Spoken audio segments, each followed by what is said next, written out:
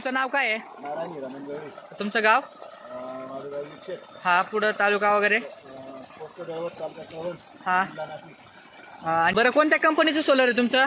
रिया. पाणी कसं मारते? चांगलं ना. आता पाऊस चालू आहे तरी चांगलं पुढे राहिलं. हा का? हा. बरं.